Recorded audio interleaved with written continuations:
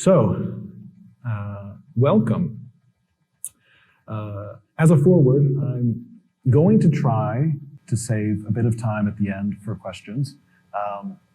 But if we don't have any time, there is a Discord channel for this talk. Feel free to put any questions that you have there. I'll definitely be active and responsive there. I am really honored to be here today and to talk with you all, those of you here in person, those of you on the live stream, and anyone who might be watching in the future, about how we might be able to achieve what I call job bliss. My name is Stephen.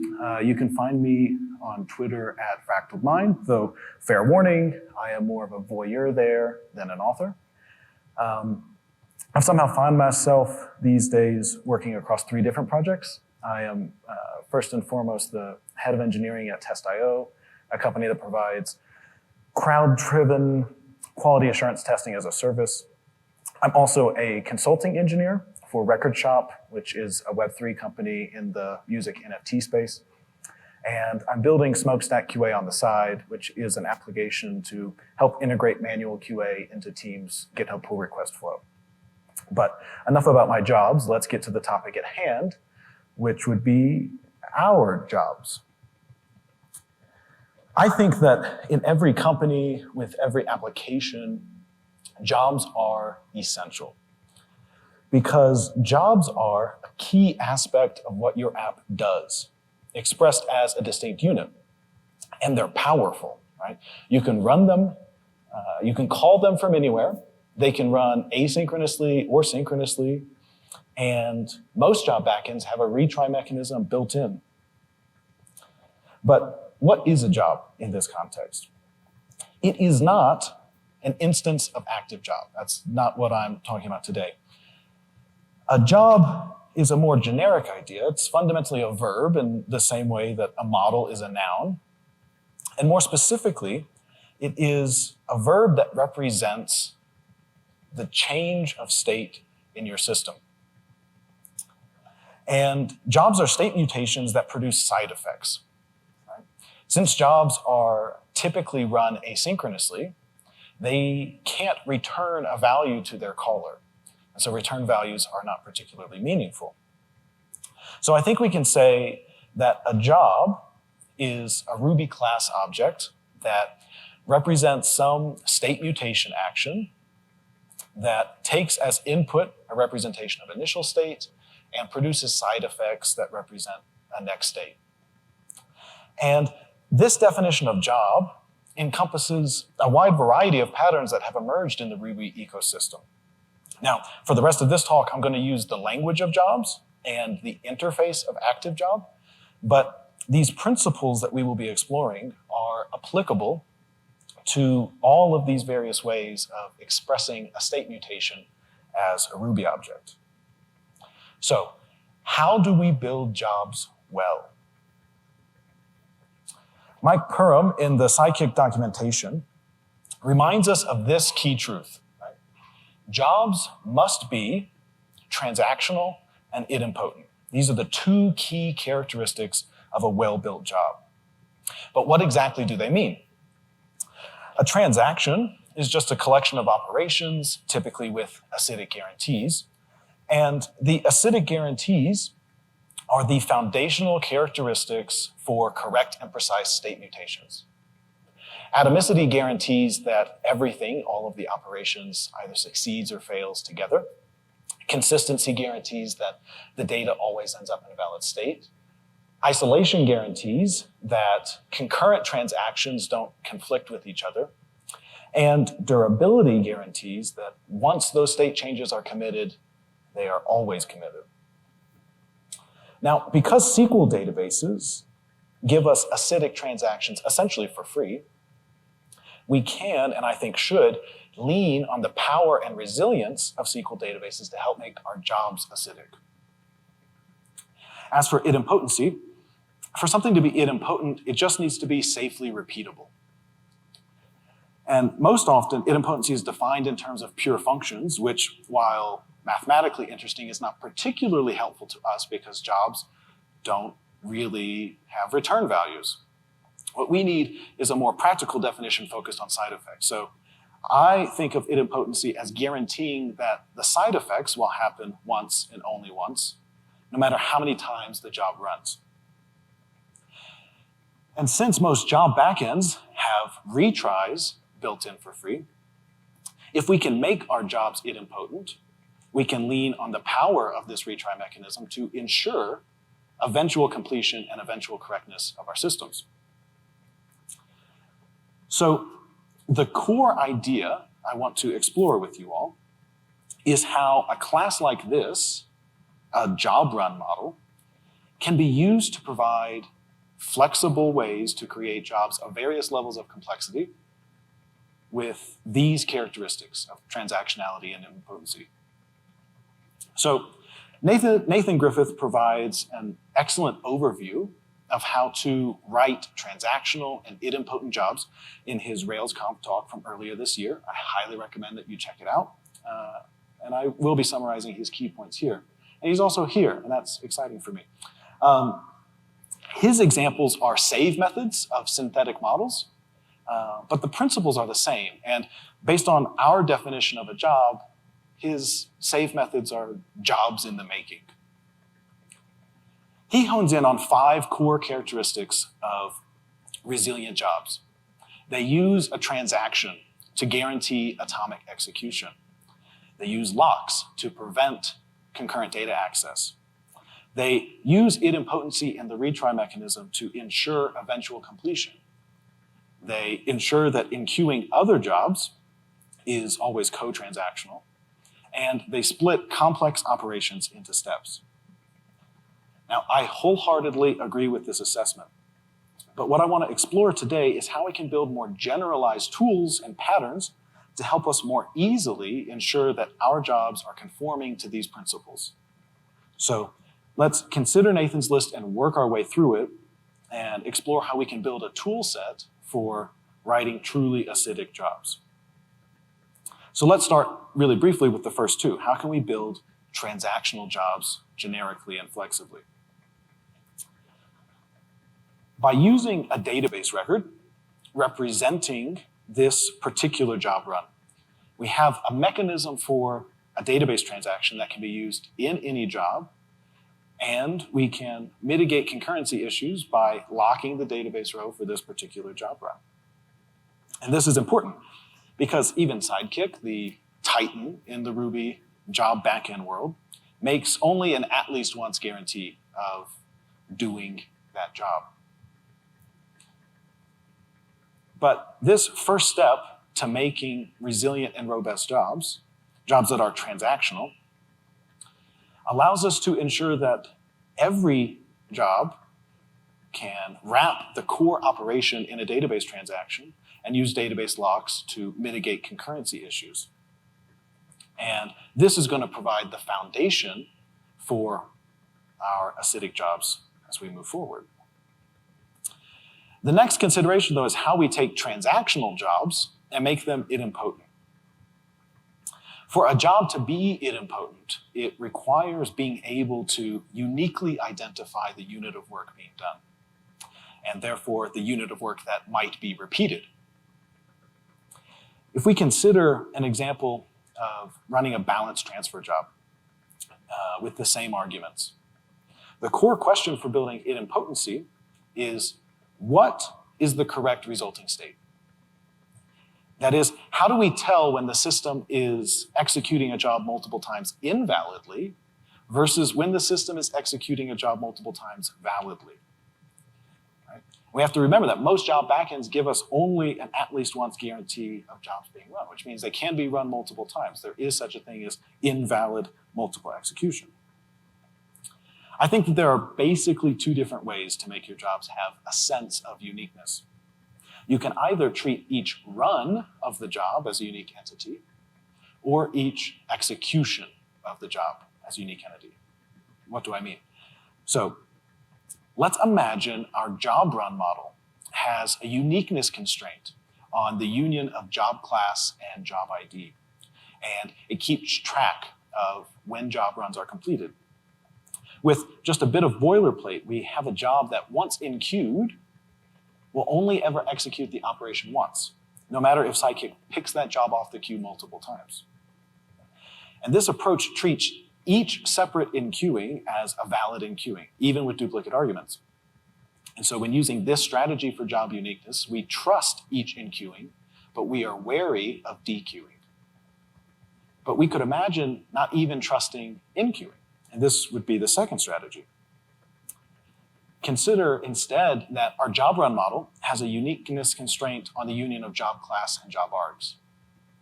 In this situation, it wouldn't matter how many times a job is enqueued or dequeued, it will only execute that operation once. This strategy is essentially the idempotent job version of memoization. And this memoization strategy would treat any enqueuing of the same job with duplicate arguments as an invalid enqueuing.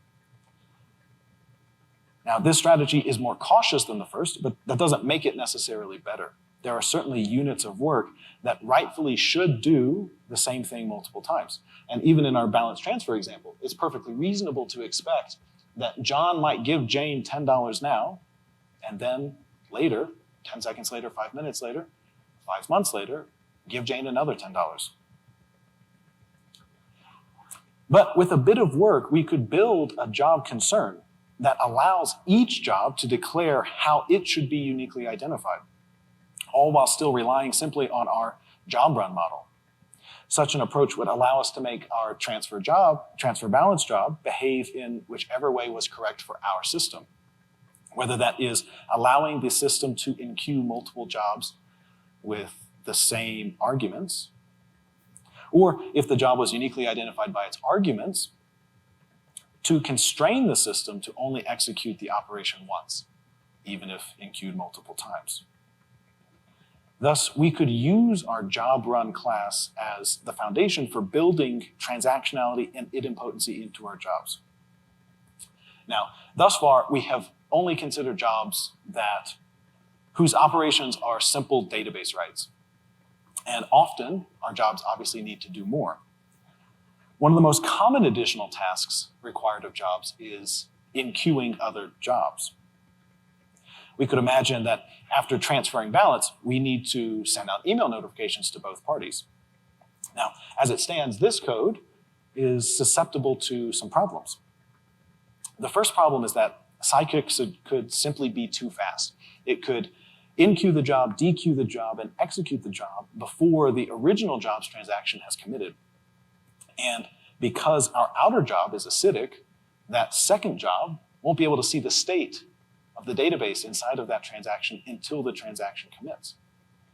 Now, this problem is annoying, but at least it naturally resolves. Right? The retry mechanism will retry that job, and at some point that transaction will commit, and when the job retries, it will successfully complete. The second problem is related in that it's due to enqueuing a job within a transaction, but it's more pernicious. Because if that transaction in the outer job rolls back, all of the state mutations will be discarded, and the job inserted into the queue will be related to a state that does not and will not exist in your system. So no matter how many times that job is retried, it will fail. Now, one solution to these problems is to simply use a database-backed job queue for all of your jobs. And this will ensure that job enqueuing is always co-transactional, that it respects the transactional boundary. And this is Nathan's suggestion that he walks through in his talk. But this does mean no Sidekiq. And for me, and for reasons we'll get into a little bit later, that is a non-starter. The second option is a pattern that I first learned of from a blog post by Brander Leach, which is truly excellent, well worth your time to read. And in fact, his entire blog is excellent and well worth your time. And he lays out the basic idea very clearly.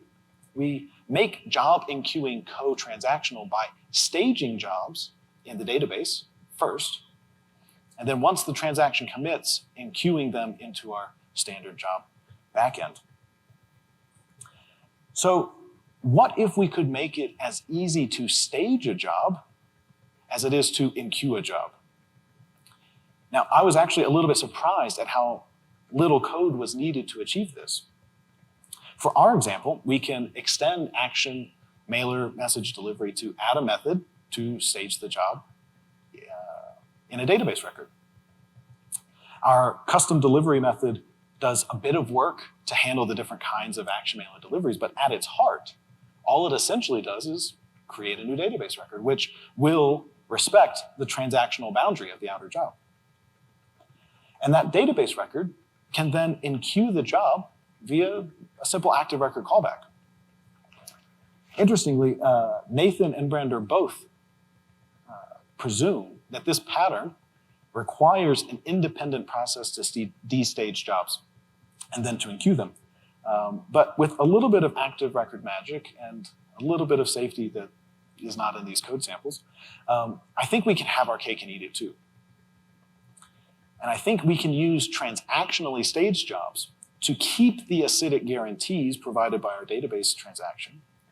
We can keep using Sidekiq, but we don't need to add a new independent staging process that's persistently running alongside our web and job backends. Now, Nathan's last recommendation is to split complex operations into steps. We can take a standard example of fulfilling an order in Shopify. You receive the webhook for the order, you process that order, do whatever all you need to do in the database, you then tell Shopify that the order has been fulfilled, and once we've created that Shopify fulfillment record, we can send out email notifications. But what happens if, for some reason, like our email service provider is experiencing downtime, we can't send out the email notification? When the job retries, will we fulfill this order a second time, as if the user had purchased the same item twice? Well, another Brander Leach article will help us navigate out of this tricky situation, showing us how we can break our complex workflow down into transactional steps. What we need to do is we need to move from job-wise to step-wise idempotency. And I'm not even going to get into what all it would take to make your jobs penny-wise idempotent.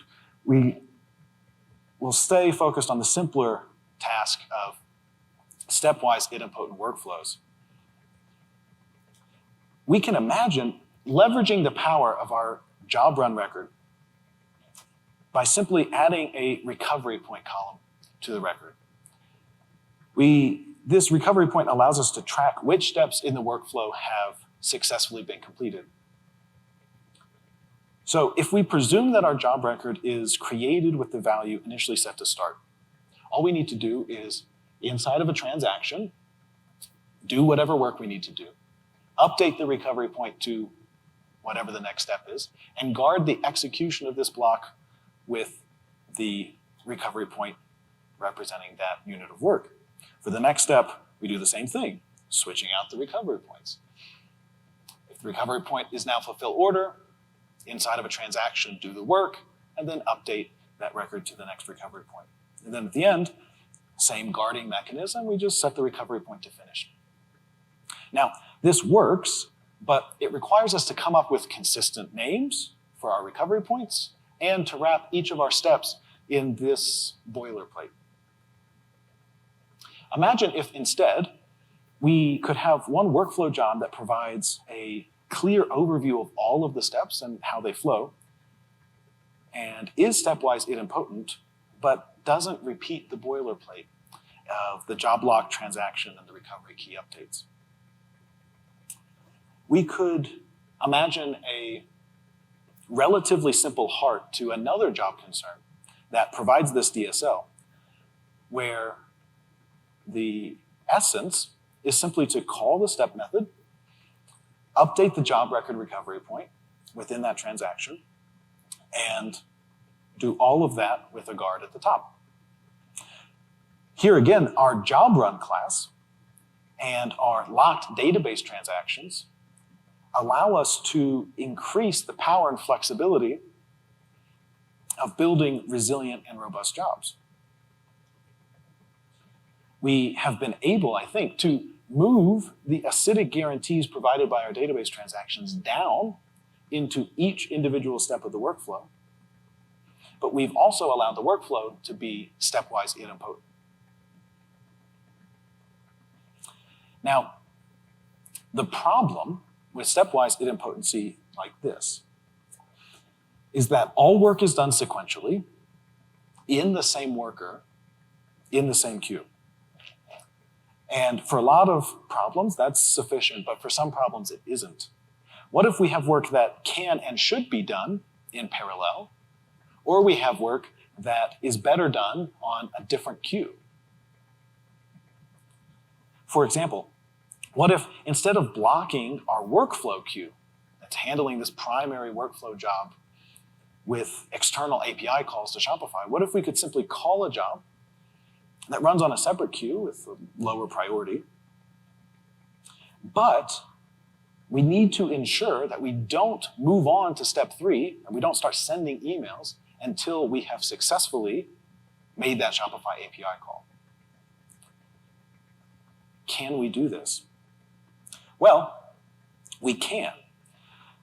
Sidekig Pro, and there is an open source alternative as well, offers an amazing feature of batching, right, which provides, among other things, a callback for when a specified collection of jobs are all successfully finished. And this would provide us with a mechanism for adding a wonderful new layer of power to our jobs.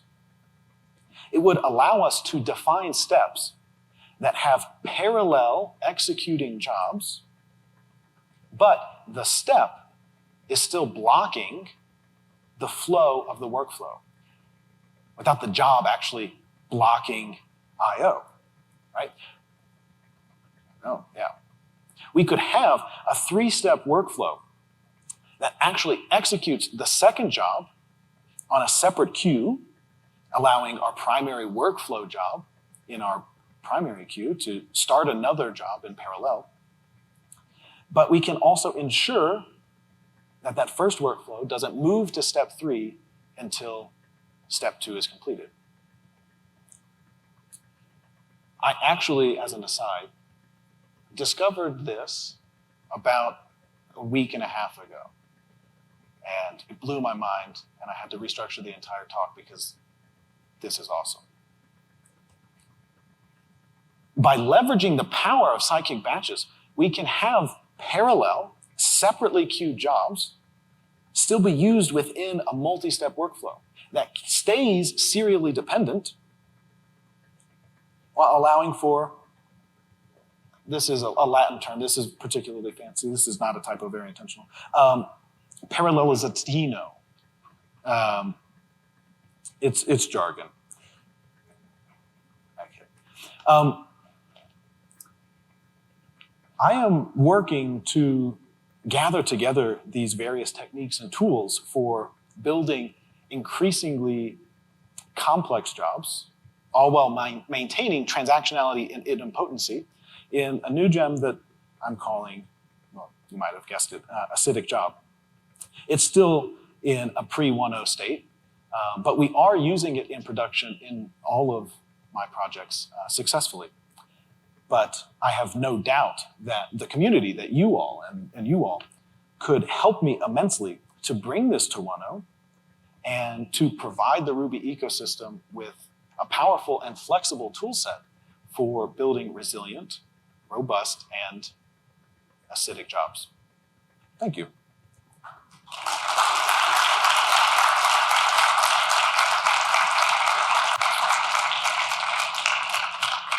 So I was able to save some time for questions.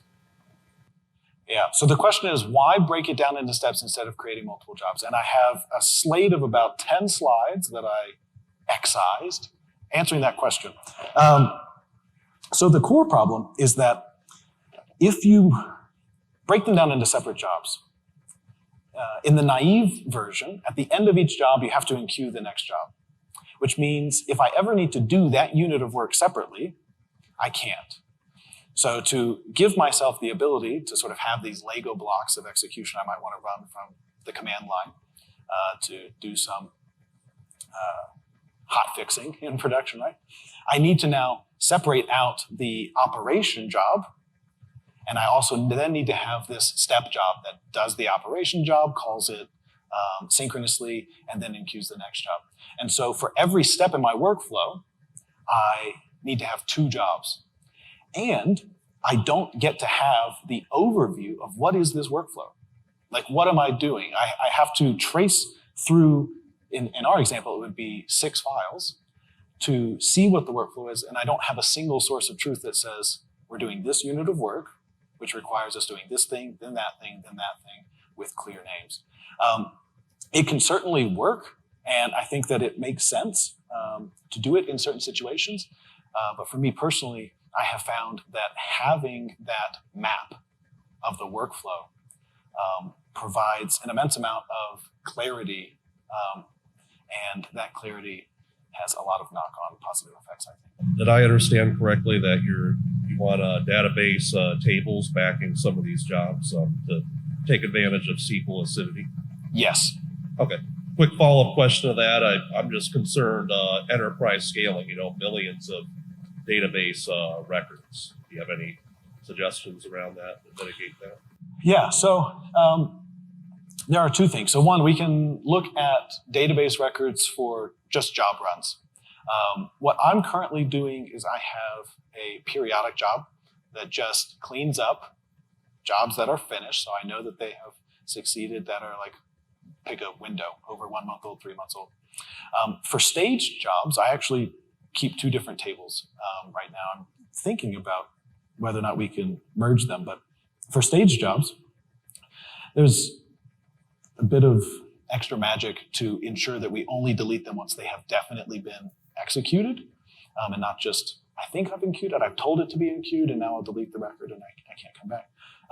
But I have them immediately deleted once they have been enqueued. So that database record only lives for however long the staging needs to exist. That table I've never seen at more than like 1,000 rows.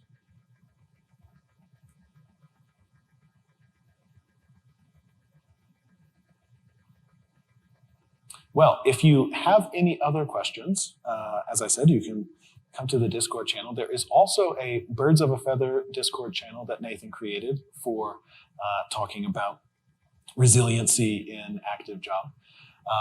And yeah, you can come up and chat with me. I'd be happy to chat more about this. But thank you all.